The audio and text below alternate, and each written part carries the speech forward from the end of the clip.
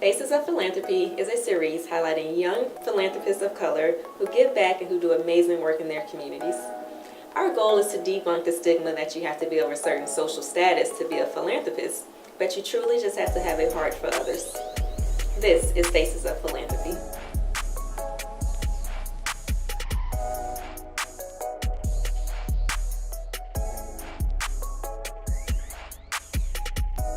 So welcome to another episode of Faces of Philanthropy, and today we have a couch full of just amazing people from Pittsburgh who have decided to dedicate their time, energy, and resources to serving others through scholarships and grants. So this is a very special episode of Faces of Philanthropy. Why don't we all just kind of introduce ourselves and we'll get started. So, Kristen. My name is Kristen. I am the founder of the R&D Scholarship Foundation. My name is LaShawn Murray. I am the founder of the Thirsty Mind Scholarship Foundation.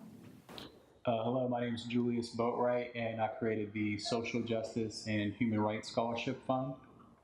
Peace and blessings. I'm Yola J. Oriola, founder of the I Am the Light of the World Scholarship. Awesome. And so all of you have just kind of created these new scholarships and funds over the past year.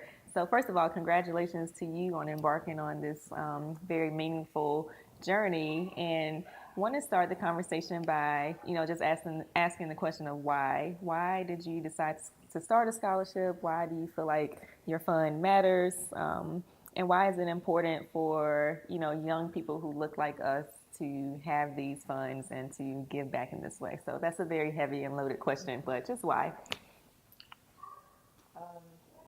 Okay. Well, I feel like, I started my scholarship because I know what I believe, what I needed when I was growing up. Mm-hmm. The biggest thing for my scholarship is to support young African American women going off to high school, going off to college, 2-year, 4-year university, just to make them aware of the importance of education, being comfortable with yourself, and financial literacy. Mm-hmm.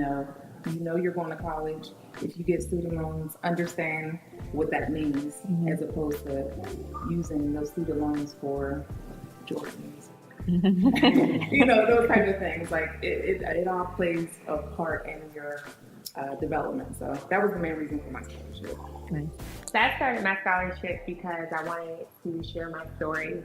I was a single mom in school, and once I waited till after I graduated to tell everybody all my tea and how hard it was, and to see how impacted other young women were. And I was like, wow, I need an opportunity to find a platform to share and to kind of change these stigmas. And that was the purpose of my scholarship. That's my why, and that's why I'm like, this matters. Mm-hmm. And mm-hmm. not only do women, young moms, not only do they need the financial resources, but they need to see other women who've done it. So mm-hmm. all of my advisors out there are all baby mamas like me, and it's really just kind of changing the stigma, and it's like, we got you, girl. So that's my life. For me, my scholarship comes from the scripture, John 8:12. So Jesus is standing by the temple and says, I'm the light of the world. He who follows me will never walk in darkness, but will have the light of life. And he was speaking about how folk walk in spiritual darkness, and he is the light of the world, bringing truth, bringing wisdom, bringing real knowledge, bringing understanding, but also bringing a new life for us. And for myself, I was a high school dropout, 2.5, 3 years out of school, went to 4 high school, dropped out of college, the whole 9.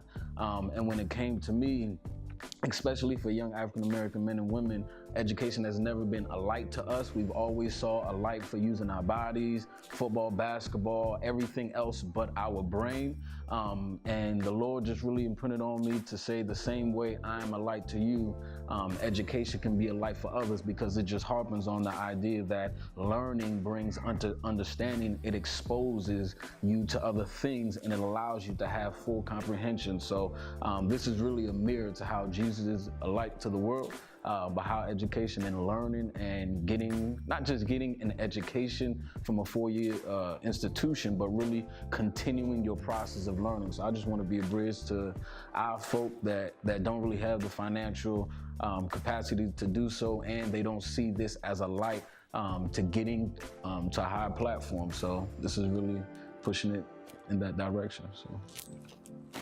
And I really started mine out of pain and frustration, just seeing the injustices that happen to Black people, particularly Black women, every day. Yeah. So I was set to get an acknowledgement from the local chapter of the NAACP, and there was an incident, and it was in relation to a young woman by the name of Jade Martin. And most of us know with Jade Martin, she experienced what really was a hate crime because of her being a Black woman and someone being fearful of what she might do or may not do. So for me, we protested, everybody came out, and we bonded together for this cause. But after that, it sort of fizzled away. And in my mind, I felt like, how could I make like an economic impact on furthering this cause and people who will be victims of these type of hate crimes just because of the color of their skin?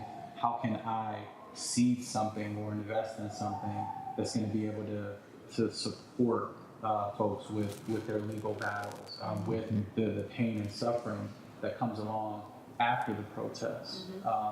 So that's what really birthed me creating the fund. Nice. So lots of passions here, and I think that's something that we all have in common. We felt a pain, whether it was, seeing other students who struggled academically and needed financial support, or, seeing people who didn't understand the value of going to community college or trying different educational pathways, and we decided to commit ourselves to that. So I think it's definitely worthy of being applauded, and just acknowledge that there are young people in the city who are dedicating themselves and really stepping out on faith to say, I'm going to dedicate X amount of dollars to support other students. And I think that's very commendable. And with that, I feel like it comes a lot of challenges as well. So typically when people think about philanthropy or philanthropists, we don't come to mind. And so talk a little bit about how you now kind of deal with this new identity that you have, or even just kind of wear your new identity as a philanthropist, and as you break the stigma down that, philanthropists don't look like just one thing. Well, I think for me personally, the whole idea of philanthropy, I always thought it as you have to have a whole bunch of money. And I knew that I've always wanted to do something, but I didn't know how I was going to do it. And I was always, I guess, kind of hesitant and afraid to step out and start something, because it's like, I don't have the money to do it. There's no way that I can give somebody something and like a scholarship, and it would be helpful to them, because I'm broke. I'm working every day, but I don't have the means to do that.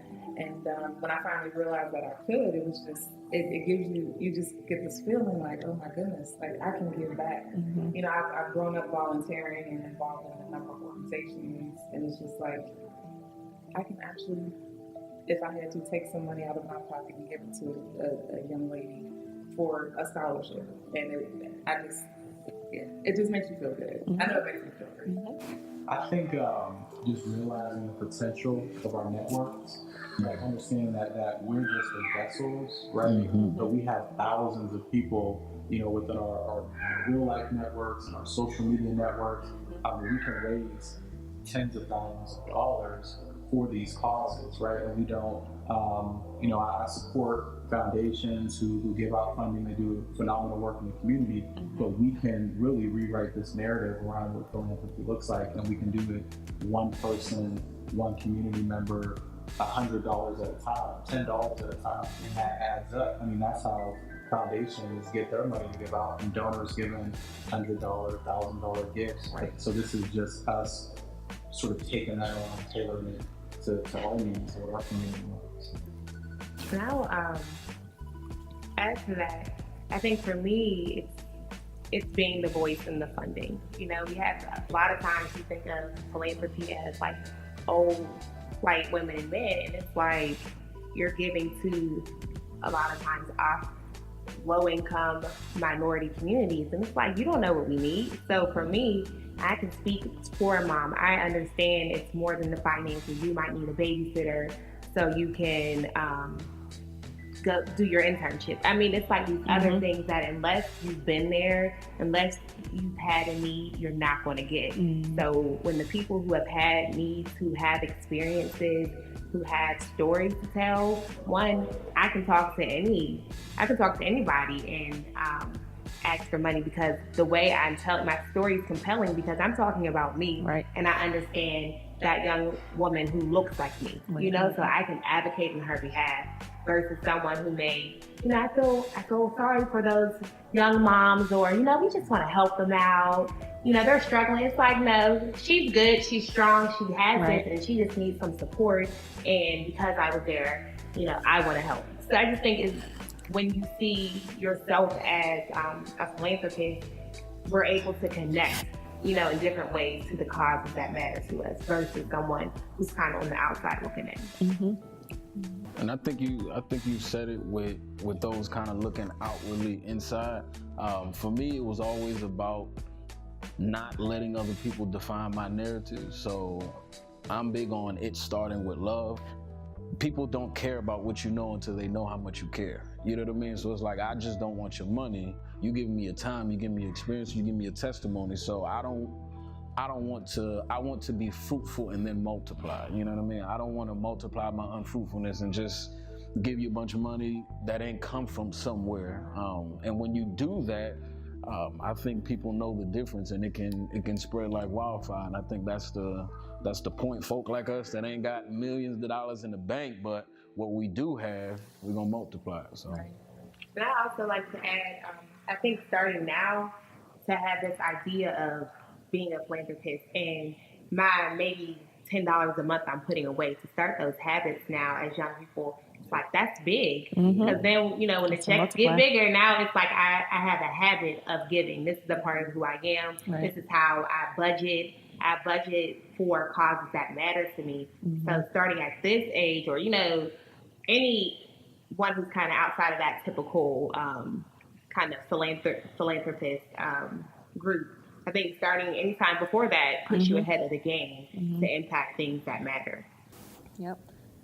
Back to Jay's point before I forget, when I always tell my students or my scholars is that your check will come, you'll get that, it'll be gone in your first year, your scholarship check will be gone. But what really matters is the relationship that you get with me, the relationship that you get with my husband and our network. We're writing recommendation letters for you. And I think kind of touching on what you said earlier too, is that reward that you see. So right now we've had 3 students to graduate from college. And I'm like, oh, my babies are graduating, and you'll get there, like, as you continue this process, 4 years down the line, 5 years down the line, you really get to see the fruit from your labor, from your investments, from the time. And that's really what kind of continues to drive me to fundraise and to ask for people to, support the scholarship or to come to events or whatever. Like, it's not, about you. It's really about the legacy that you're kind of leaving and investing in these young people. So what advice do you have for people who may be younger than us, or people in our same age range who are like, man, that's pretty dope what they're doing. Like, I want to be like them, or I want to do something similar. What advice do you have for them to kind of embrace being a philanthropist? I would say, just as you were talking, you made me think of another component of this process. Like, we're also building and leaving our legacies, but we're showing the youth what they can do as well. So they can be recipients of these scholarships, but they can now see, this is what a philanthropist is. I know what a doctor, a lawyer, and an engineer is, but now I know what a philanthropist is too, because when I didn't really know what philanthropy really meant until college. Like, even if then I didn't really have a good grasp on it. So I think it's understanding your why and getting crystal clear about that, but also knowing that it's even bigger than our legacies. Like it's about the legacies of the 10 recipients Right. and the 10 recipients that they'll create after that. Like that's real legacy, you know. So I think that's what I would share to inspire someone else. Absolutely. I'd say just do it. Because, like, honestly, it's like, oh, I want to help you. It's like, do it. You put your money into things that matter. You will save to go to Miami. You will save to get some red bottoms and Jordans. And it's like, if this is really something that matters to you, the joy you feel when you're a baddie with the new Brazilian, you know, you'll feel that when you present that scholarship or when you see someone who looks like you succeeding and you know you played a small part and you know helping bring that to fruition. So I think do it, identify your why. And I would encourage young people to really explore your values. What do you care about? It can't just be the superficial things. Like there's other things you care about, and be real with yourself. And I think kind of our generation gets so caught up in self and our own image. And it's like, philanthropy cool? Like, is that cool to ask my friends? Which you'll ask them for anything else, but is it cool to ask my friends for money? You know they got it. You know y'all all was about to go on that trip together. So You talk about somebody. but I'm just talking about in general, just kind of like our values. Like our values. So really evaluate. Do you like to travel? Okay, so what about exposing another young person to an opportunity to travel? If that's something you value, put your money away for that. You know, how can you put a portion of that away to help someone else experience that same joy? So just do it and start small. You don't have to give $700 scholarships. You can give $100. Everything helps. I think to just pretty much build off of what Kristen just said, I was thinking in my mind, just do it. Like, don't be afraid. So many times you get caught up thinking about what other people will think about you. Like, oh, like you said, that's not cool, or oh, you have money to give away to a scholarship, but I don't know, whatever the case may be, you couldn't go on this trip, or you couldn't do this or do that. Like, it is all about. Are you giving a scholarship and you still broke? Yeah, Right. exactly. Or paying student loans. My goodness. But no, I agree. Just step out on faith and know that it can happen, and just do it. And I mean, philanthropy, that's the cool.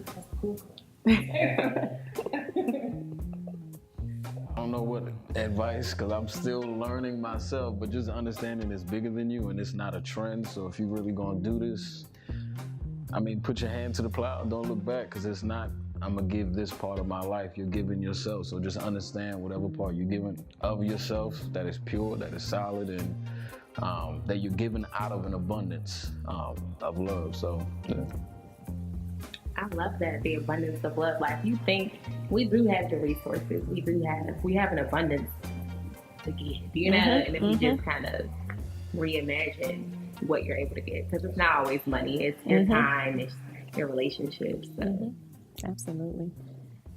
Thank you for spending this amount of time with us and really talking about your giving. And I know that other people will be inspired by your story. So thanks for really dedicating yourself to this work. My name is LaShawn Murray. I am a lover of all people. I am one who inspires. I am a beautiful woman, and I'm also a philanthropist. My name is Julius Boatwright. I am a God-fearing man. I'm a vegan, and I'm a mental health advocate, and I'm a philanthropist. My name is Emiola J. Oriola. I'm a son, I'm an educator, I'm a poet, and I'm a philanthropist. My name is Kristen Thorpe. I am a mom. I am a mentor. I am a Christian. And I am a philanthropist. Okay? Nice.